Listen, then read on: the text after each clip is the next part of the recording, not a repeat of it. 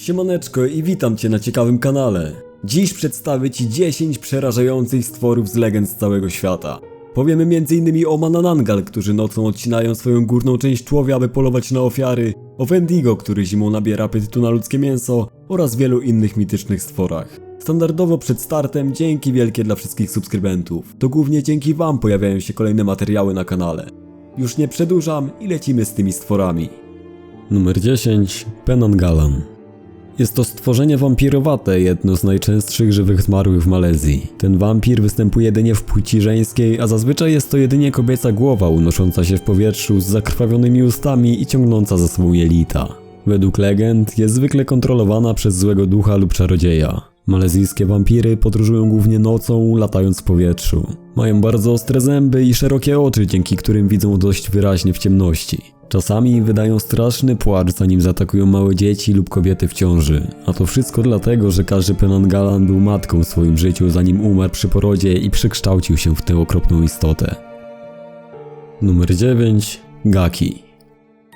To japońskie demony, które również mogą przypominać wampiry. Zostały potępione za grzech, jakim jest marnotrawstwo jedzenia, na które bardzo srogo patrzy się w kulturze japońskiej. Stwory te zostały skazane na wieczną tułaczkę w głodzie i żywią się krwią oraz mięsem. Mają szpiczaste uszy, szeroko otwarte usta i wydęte brzuchy. Do tego są przeraźliwie chude. Według wierzeń buddyjskich niegodne postępowanie z jedzeniem prowadzi do konsekwencji, że staje się właśnie takim gaki. Numer 8. Mongolski robak śmierci. Stwór, który pojawia się na pustyni Gobi, niektórzy nazywają go robakiem jelitowym ze względu na jego czerwony, podobny do krwi kolor i rozmiar, który jest wielkości jelita. Mongolscy koczownicy wierzą, że gigantyczny robak pokrywa swoją ofiarę kwaśną substancją, która zamienia wszystko na skoordynowany żółty kolor. Legenda głosi, że gdy stwór zaczyna atakować, podnosi połowę ciała z piasku i zaczyna się nadmuchiwać, aż eksploduje, uwalniając śmiertelną truciznę na nieszczęsną ofiarę. Trucizna jest tak trująca, że ofiara umiera natychmiast. Jego główną ofiarą jest zarówno bydło, jak i ludzie. Numer 7. Latiguapa. To mitologiczne stworzenie z folkloru Dominikany. Powszechnie opisuje się je jako mające ludzką kobiecą formę z brązową lub ciemnoniebieską skórą, stopami skierowanymi do tyłu i bardzo długimi grzywami gładkich, błyszczących włosów, które pokrywają ich ciało. Rzekomo zamieszkują one wysokie góry Republiki Dominikany. Tiguapy uważane są za istoty magiczne, dla jednych piękne z wyglądu, dla innych przerażające. W wielu przypadkach porównywane są do syren. Piękne, ale okrutne i dalekie od niewinności. Podstępne i gotowe, by schwytać zabłąkanego podróżnika. Mówi się, że są tak piękne, że potrafią zwabić mężczyzn do lasu, by się z nimi kochać, a potem ich zabić. Zatem, panowie, uważajcie na przydrożne panie przy lesie. Numer 6. Chupacabra. Legenda stworzenia krąży po świecie od 1987 roku, gdy portorykańskie media donosiły o masowych śmierciach zwierząt domowych i hodowlanych. Podobno wszystkie zabite zwierzęta były całkowicie pozbawione krwi. W kolejnych latach co jakiś czas pojawiały się doniesienia z innych krajów o podobnych przypadkach. Istota ta jest opisywana głównie na dwa sposoby. Jako zwierzę podobne do gada, charakteryzujące się cielistą lub zielonkawo-szarą skórą o ostrych kolcach na grzbiecie. Mierzy nie więcej niż 1,2 metra i porusza się skacząc jak kangur. Zaś druga wersja zakłada, iż jest to zwierzę z rodziny psowatych, które charakteryzuje się brakiem sierści z wyjątkiem grzywy na grzbiecie. Ma duże oczodoły, krzły oraz pazury. Warto wspomnieć, że w Polsce także spekulowano obecność Chupacabry w 2009, 2010 i 2017 roku. Numer 5. Manananggalan.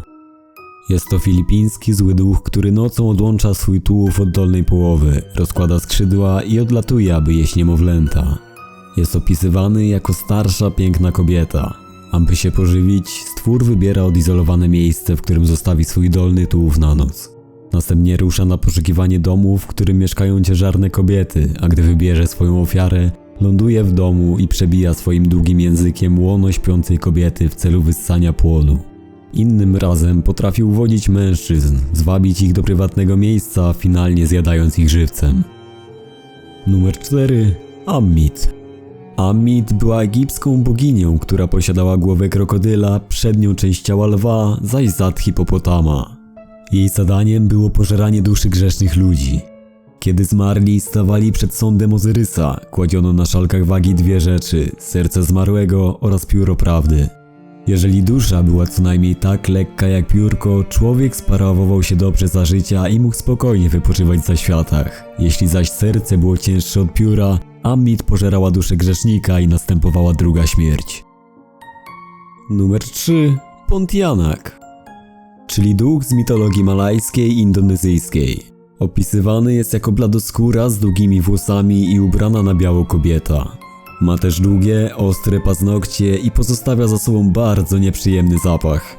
Mówi się, że zmarły podczas porodu i są znane również jako duchy wampiryczne. Aktywne w nocy, podczas gdy w ciągu dnia zamieszkują wewnątrz drzew bananowych. Legenda mówi, że lokalizuje swoje ofiary poprzez wąchanie ubrań pozostawionych do wyschnięcia, co jest też powodem, dla którego Malajowie nie trzymają swoich ubrań na zewnątrz w nocy. Gdy Pontianak znajdzie swoją ofiarę, zabija ją wbijając ostre paznokcie w brzuch i pożerając jej organy.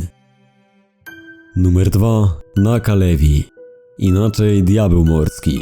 Jest stworzeniem z orkadyjskiego folkloru i to najbardziej złośliwy z demonów występujących na szkockich wyspach i w ich okolicach, pozbawiony jakichkolwiek cech zbawiennych. Jego wygląd przypomina konia, którego nogi są częściowo płetwami, posiadającego najczęściej jedno oko. Z jego ciałem zlewa się ludzkie ciało, często z dużą głową. Większość pogłosek mówi, iż nie posiada on skóry i kształtują go blade ścięgna wraz z potężnymi mięśniami. Jest to wyjątkowa istota, która może wpływać na wydarzenia na całych wyspach, powodując usychanie upraw, choroby oraz plagi zarówno u zwierząt, jak i ludzi. Nienawidzi zapachu spalania wodorostów i oburza go do tego stopnia, że zabija bydło oraz napotkanych ludzi. Numer 1. Wendigo. Zamieszkujące rzekomo lasy w północnej części Stanów Zjednoczonych i będące częścią mitologii Indian stworzenie. Według legendy powstaje z człowieka odrzuconego przez ukochaną osobę. W czasie dnia posiada ludzką postać i atakuje wszystkich ludzi, którzy mają coś wspólnego z tą osobą. Według wierzeń głównie w zimę nabiera apetytu na ludzkie mięso i chodzi nago po lesie siejąc strach. Indyjskie legendy opisują jego wygląd jako 4-metrową istotę o potężnej budowie z głową podobną do wilczej, uzbrojony w ostre pazury, kły oraz niegdyś rogi. Jeden z przypadków rzekomego opętania przez Wendigo miał miejsce w Kanadzie zimą 1878 roku. Wtedy to miejscowy Swiftrunner zamordował i zjadł swoją matkę, żonę, brata i 6 dzieci. Podczas rozprawy sądowej utrzymywał on, że wszyscy zmarli z głodu, jednak sąd nie dał temu wiary i skazał go na powieszenie. Jednak tuż przed wykonaniem wyroku powiedział księdzu, iż podczas łowieckiej wyprawy spotkał Wendigo, który go opętał i za jego sprawą zamordował i zjadł swoją rodzinę. I tym akcentem kończymy dzisiejszy odcinek. Nie zapomnij zajrzeć na inne moje filmy, a jeśli podoba Ci się moja twórczość i chcesz być na bieżąco z kolejnymi materiałami, zostaw subskrypcję i łapeczkę w górę. Dzięki wielkie za poświęcony czas i do usłyszenia w przyszłą niedzielę.